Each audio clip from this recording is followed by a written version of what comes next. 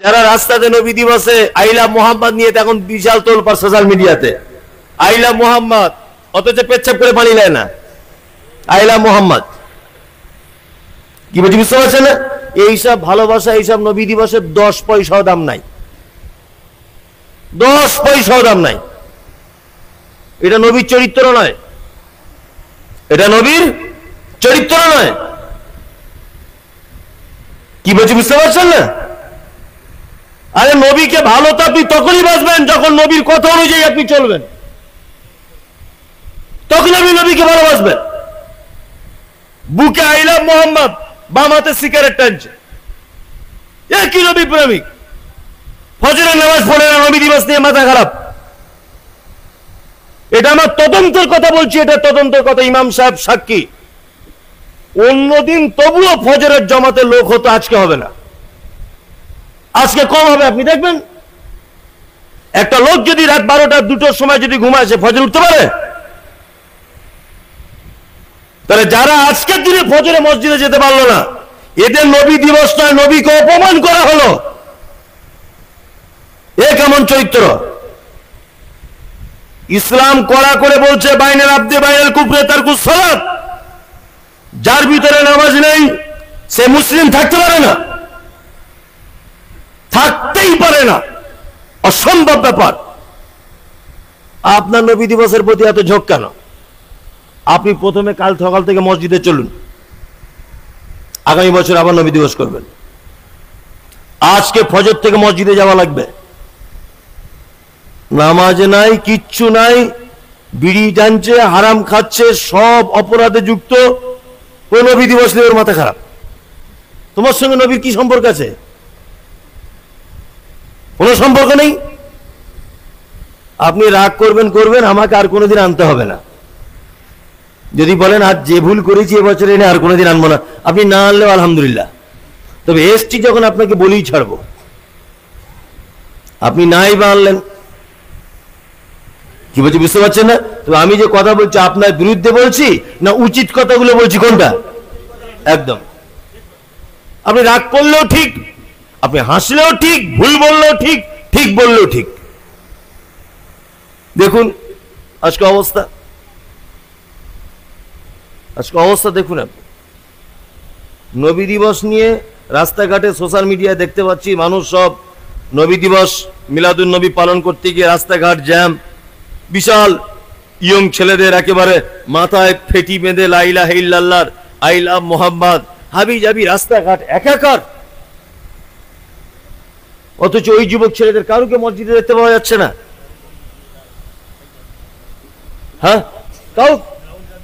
হ্যাঁ, কাউকে মসজিদে দেখতে পাওয়া যাচ্ছে না। আমরা কতটা ভালোবাসি, আমরা নবীকে কতটা ভালোবাসি, এই দেখুন। আপনাকে আজকে কয়েকটা চমৎকার আমি ঘটনা শোনাচ্ছি, খুব মন দিয়ে শুনুন। ইসলামের প্রথম যে জেহাদ হয়েছিল, জেহাদ যুদ্ধ, তার নাম কি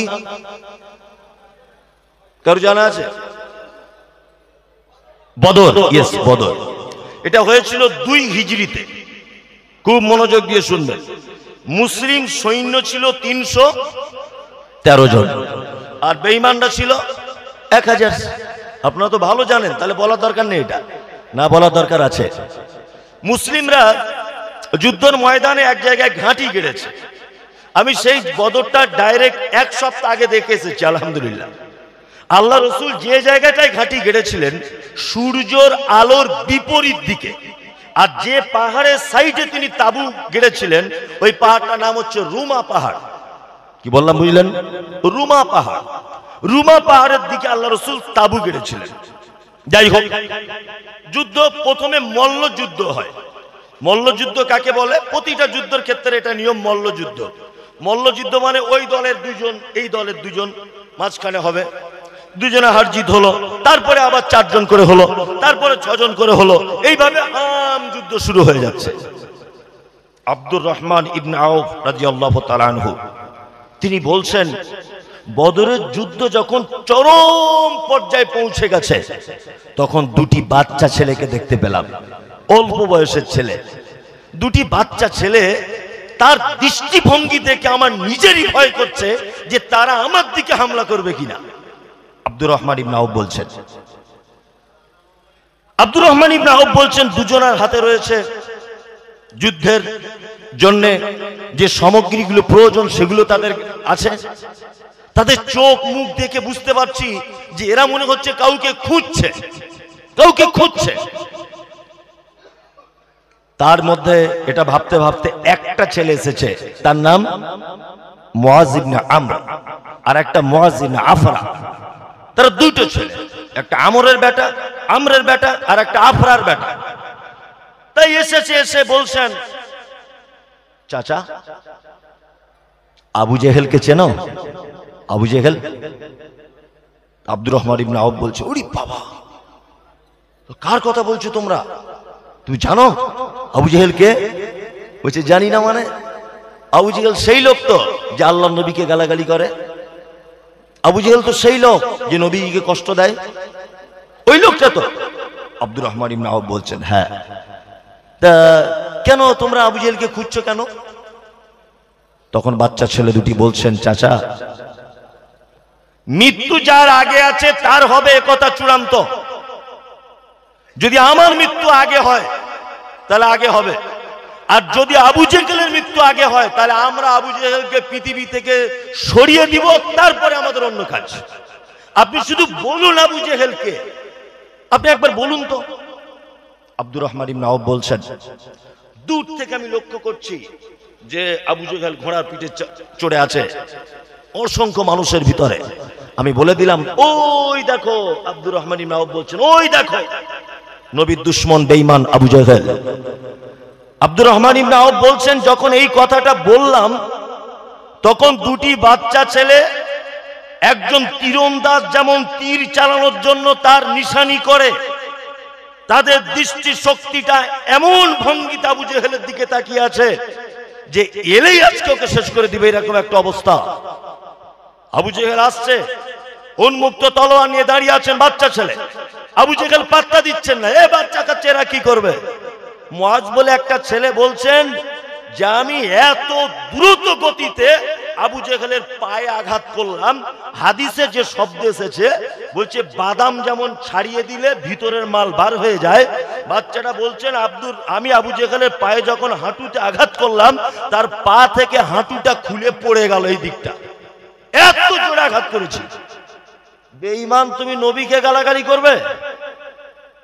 তুমি নবীকে গালাগালি করবে?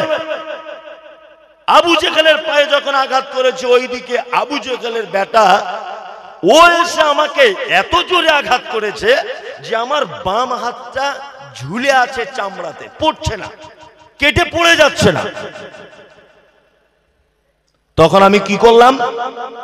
আমি তখন আমার হাতের উপরে পাটাকে রাখলাম, পায়ের উপর হাতের উপরে পা দিলাম, এরকম ভাবে দিয়ে এইরকম ভাবে খেঁচ মেরে আমার হাত থেকে ছাড়িয়ে ফেলে দিলাম, কারণ আমার যুদ্ধে তলোয়ার চালাতে অসুবিধা হচ্ছিল। তাই বাচ্চা ছেলে, বাচ্চা ছেলে। তারপরে দুইজনে এসে এমন করে আঘাত করেছে, এমন করে আঘাত করেছে যে আবু জেহেল ওইখানেই শেষ, আর বাড়ি ফিরতে পারলো না।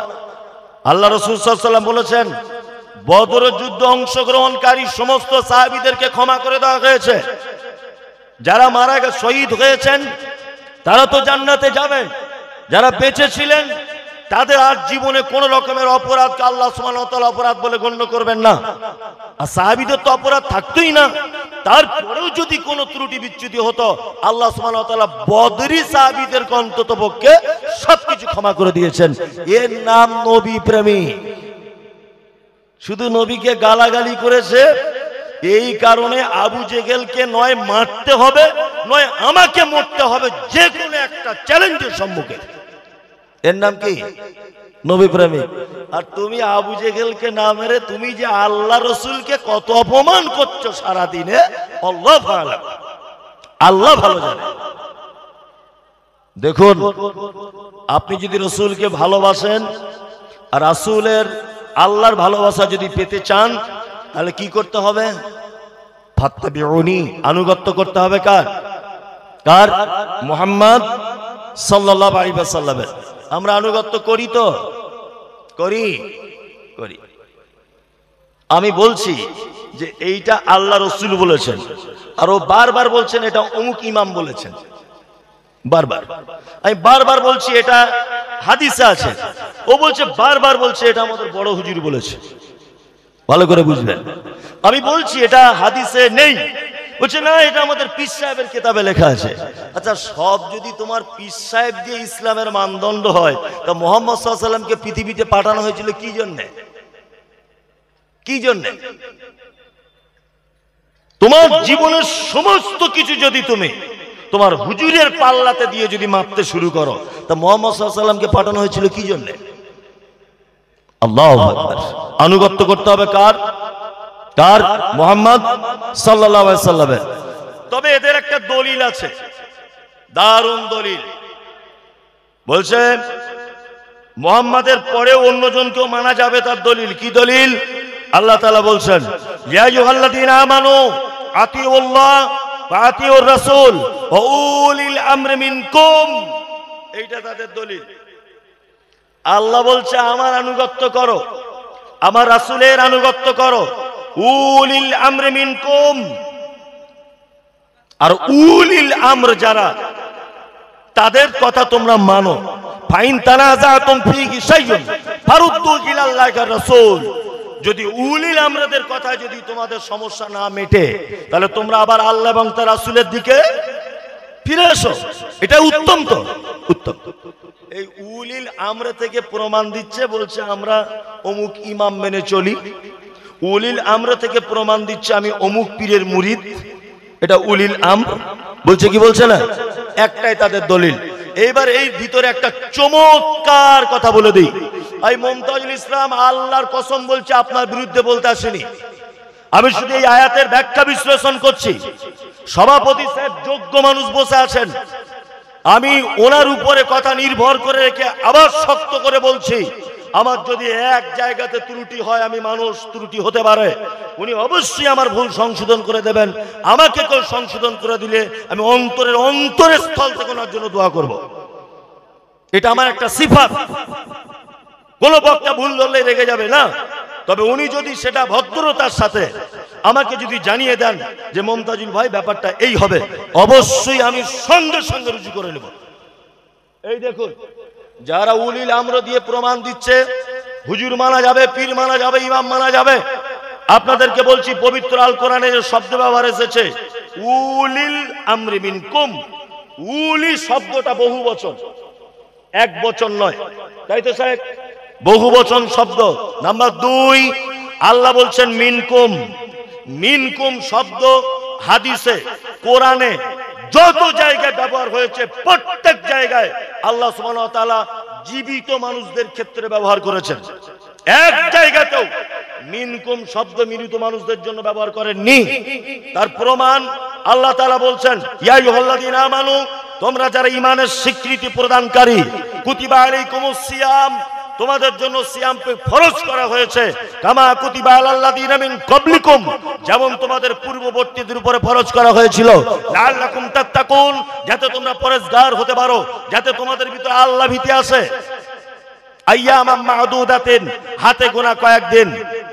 ফামান কানা মিনকুম মারিজান, তোমাদের মধ্যে যারা অসুস্থ, আও আলা সাফারিন, যারা সফরে রয়েছে, ফাইদ্দাতুম মিন আইয়ামিন উখার, তারা যেন এই দিনটা অন্য দিনের দিন গণনা পূর্ণ করে দেয়। আচ্ছা বলুন তো, আল্লাহ তাআলা বলছেন মারিজান আও আলা সাফারিন, ফামান কানা মিনকুম মারিজান, তোমাদের মধ্যে যারা বর্তমানে রয়েছে তারা যদি কেউ অসুখে পড়ে যায়। আচ্ছা বলুন তো, এখানে আল্লাহ মরা মানুষদের কথা বলছেন, যা রমজান মাসে যারা জীবিত আছে তাদের কথা বলছেন? পরিষ্কার পরিষ্কার না? একদম পরিষ্কার। আল্লাহ বলছে রমজান মাসে তোমরা সিয়াম পালন করছো, সিয়াম মাসে, রমজান মাসে যদি কেউ অসুস্থ হয়ে যায় তোমাদের ভিতরে, ফামান কানা মিনকুম মারিজান, তোমাদের মধ্যে বর্তমানে যদি কেউ অসুস্থ হয়ে যায়, আও আলা সাফারিন, যদি কেউ সফর অবস্থায় থাকে, ফাইদ্দাতুম মিন আইয়ামিন উখার, তাহলে এইটা অন্য দিনে পূরণ করে দিবে। তাই তো আল্লাহ সুবহানাহু ওয়া তাআলা বলছেন উলিল আমরি মিনকুম, তোমাদের মধ্যে যারা উলিল আমর রয়েছে, এইবার আপনাকে একটা কথা বলার চেষ্টা করছি। বর্তমান কিছু মানুষ রয়েছে, এখানে যত মাযহাবের মানুষ আছেন, যত দল মত পথের মানুষ আছেন, আমি আল্লাহর নামের কসম দিয়ে বলছি, আপনার বিরুদ্ধে বলছি না, আপনি শুধু কোরআনের এই আয়াতটা বোঝার জন্য আপনার কাছে বিনীত অনুরোধ করছি। সেটা হচ্ছে, এই এক শ্রেণীর মানুষ বলছেন ইমাম মানতেই হবে, ইমাম মানা ফরজ। বলছে কি বলছে না?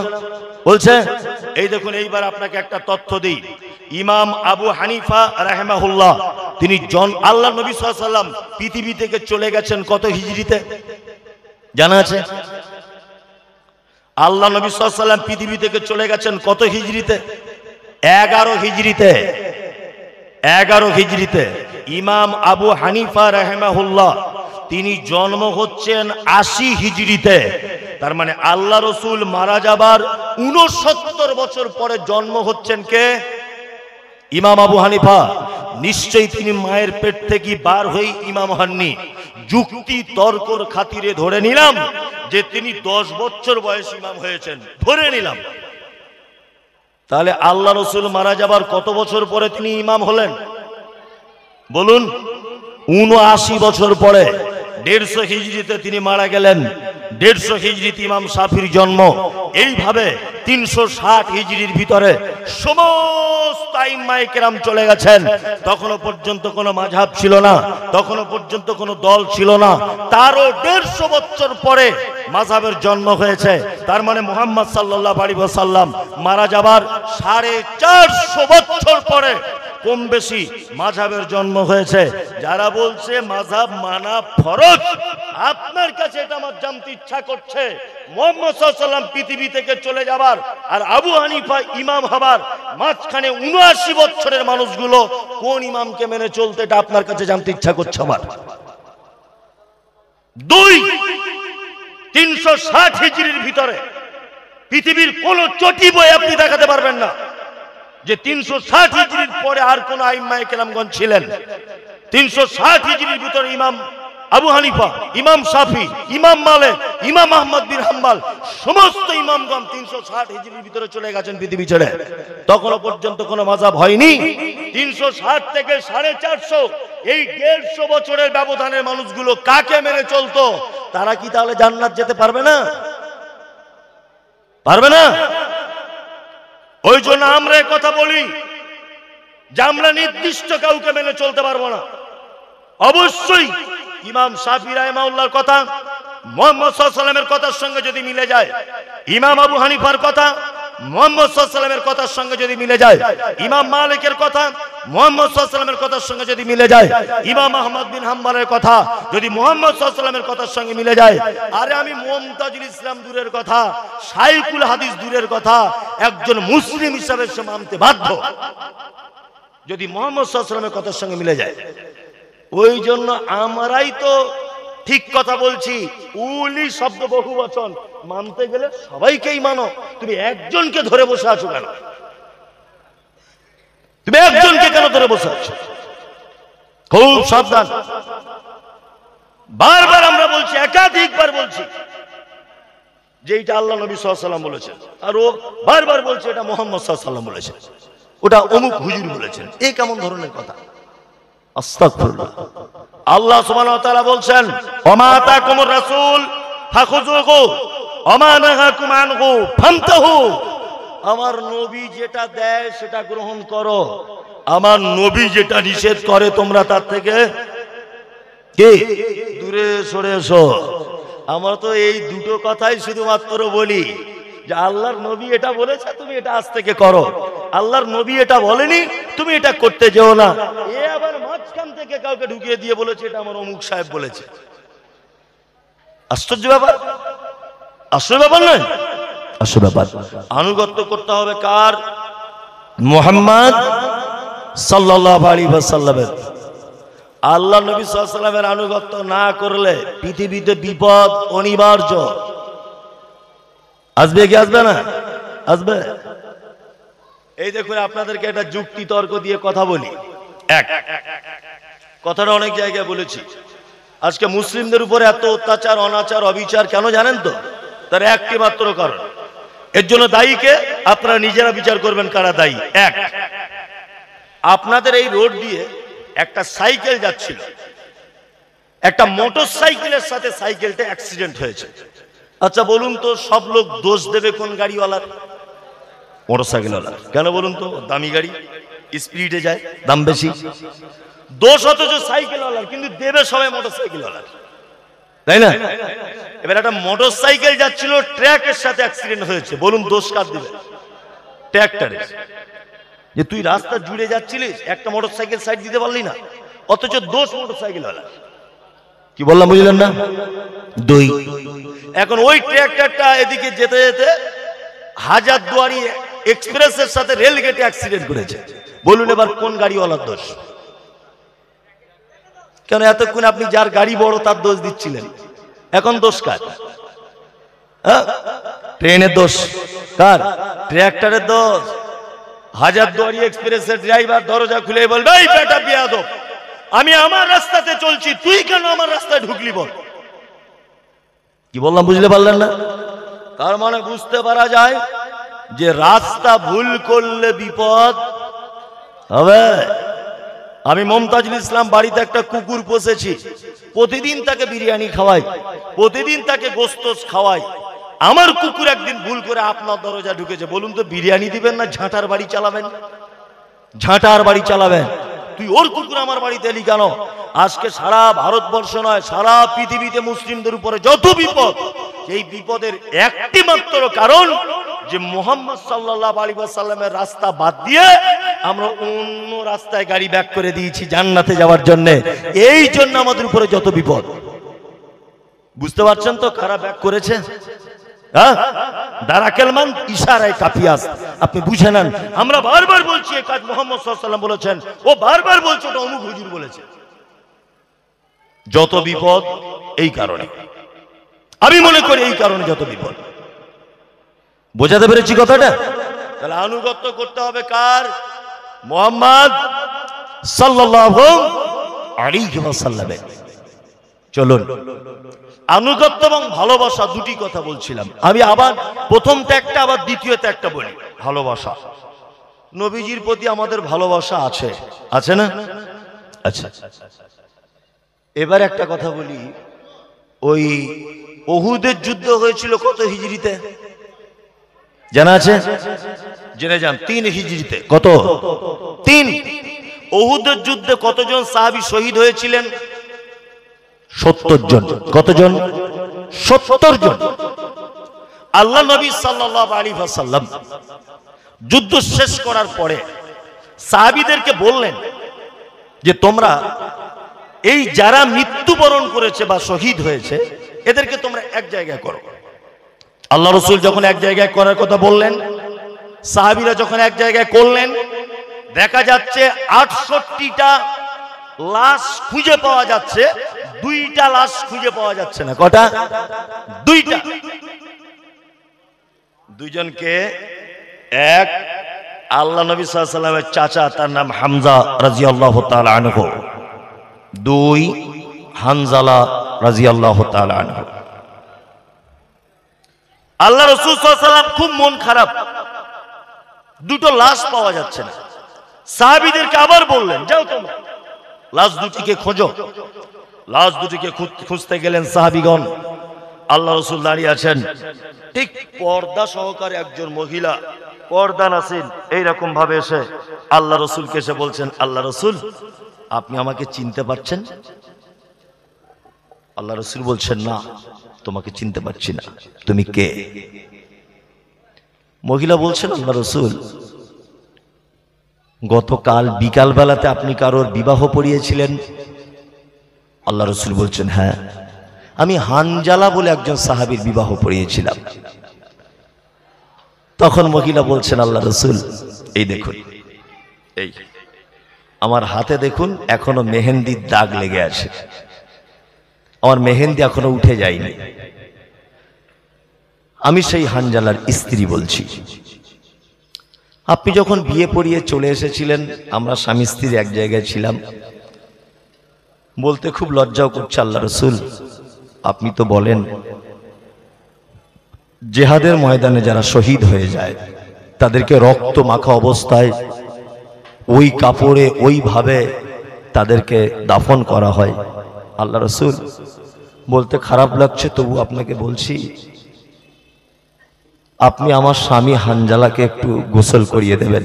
কারণ নতুন বিবাহ অবস্থায় রাত্রে এক জায়গায় ছিলাম, আমাদের ভিতরে শারীরিক সম্পর্ক হয়েছে। গভীর রাত্রে আপনি উহুদের যুদ্ধের ডাক দিয়েছেন, আমার স্বামী শুধু আমাকে এতটুকু কথা বলে গেছে, যদি আমি ফেরত আসি তাহলে দুনিয়াতে দেখা হবে, আর যদি মারা যাই আল্লাহর জান্নাতে তোমার সাথে সাক্ষাৎ হবে। আল্লাহ রাসূল যুদ্ধের দামামা বাজিয়ে দিয়েছে, 1 মিনিট আমি আর তোমার বিছানায় থাকতে পারবো না, এখনই আমাকে চলে যেতে হবে। আল্লাহ রাসূল যুদ্ধে চলে এসেছিলেন, আমার স্বামী, আমি সেই হানজালার স্ত্রী। এই কথা শোনার পরে আল্লাহ রাসূল বাচ্চা ছেলেদের মতো টুকরে টুকরে কেঁদে উঠলেন। আল্লাহ রাসূল বলছেন, সবাইকে খুঁজে পেলাম, তোমার স্বামী আর আমার চাচাকে খুঁজে পেলাম না। আল্লাহ রাসূল লক্ষ্য করলেন দূরে সাহাবীগণ একটা লাশ নিয়ে আসছেন কাফন পরানো অবস্থায়। আল্লাহ রাসূল এগিয়ে গেলেন, কে? না, হানজালা। আল্লাহ রাসূল দেখলেন হানজালা মাথার দিক দিয়ে পানি টপকে টপকে পড়ছে, পানি ঝরছে। সঙ্গে সঙ্গে জিবরিল আমিন এলেন, আল্লাহ রাসূলকে বললেন, আল্লাহ রাসূল, হানজালার শহীদে আল্লাহ এত খুশি হয়েছে, এত খুশি হয়েছে, তার লাশ হারিয়েও যায়নি, চুরি হয়েও যায়নি। আল্লাহ আসমানের ফেরেশতাদেরকে দিয়ে ৩য় আসমানে তুলে নিয়ে গেছিলেন, আর জমজমের পানি দিয়ে গোসল করিয়েছেন। আর তার গায়ে যে সুঘ্রাণ পড়ছে, এটা মিস্ক আম্বারের সুঘ্রাণ। আল্লাহু আকবার। মানে ৩য় আসমানে গোসল করিয়ে আল্লাহ সুবহানাহু ওয়া তাআলা পাঠিয়ে দিয়েছিলেন কার? হানজালাকে। এর নাম মুহাব্বতে রাসূল, এর নাম ভালোবাসা। এর নাম কি? ভালোবাসা। এটা মৌখিক, আর আনুগত্য। আল্লাহ নবী সাল্লাল্লাহু আলাইহি সাল্লাম খয়বারের যুদ্ধের ঘটনা। খয়বারের যুদ্ধে সাহাবীগণ গাধার মাংস রান্না করছেন ডেকচিতে। ডেকচি বুঝেন তো? গাধার মাংস। একজন সাহাবী গিয়ে আল্লাহ রাসূলকে বলছেন, আল্লাহ রাসূল, সাহাবীদেরকে দেখলাম গাধার মাংস তারা রান্না পাকাচ্ছে। আল্লাহ রাসূল বলছেন, গৃহপালিত গাধার মাংস খাওয়া যাবে না। এই সাহাবীটি শোনার পরে যারা রান্না করছিলেন তাদেরকে গিয়ে বললেন, এই আল্লাহ রাসূল বলে দিয়েছেন গৃহপালিত গাধার মাংস খাওয়া যাবে না।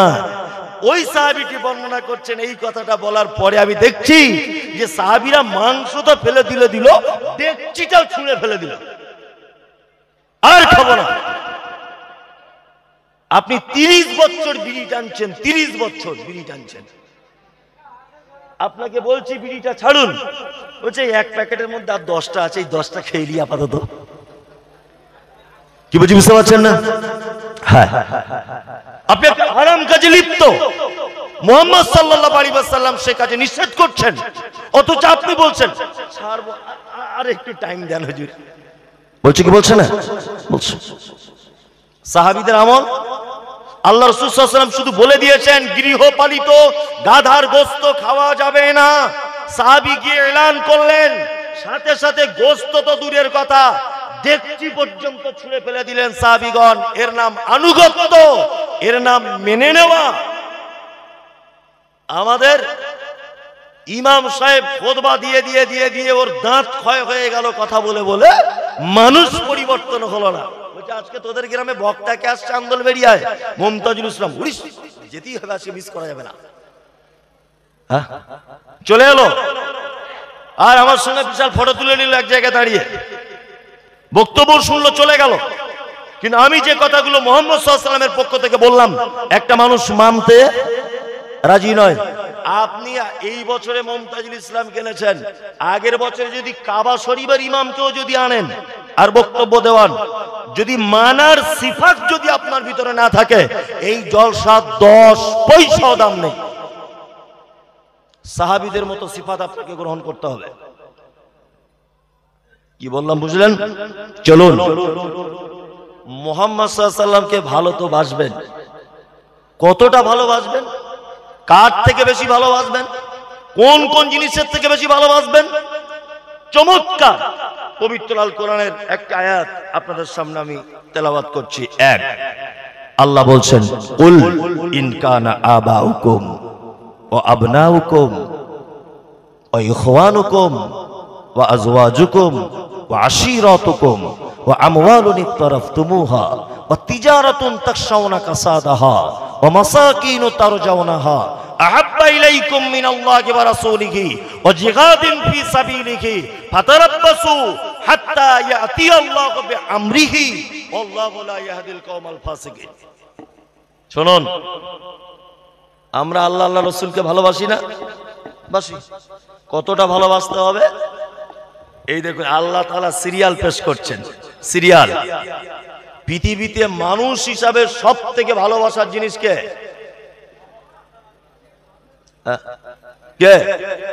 মা, তারপর সন্তানাদি, তারপর বউ। বলছি বউ মানে ও মেয়ে ছেলে ছাড়া কিছু বোঝে না, বলছি বউ।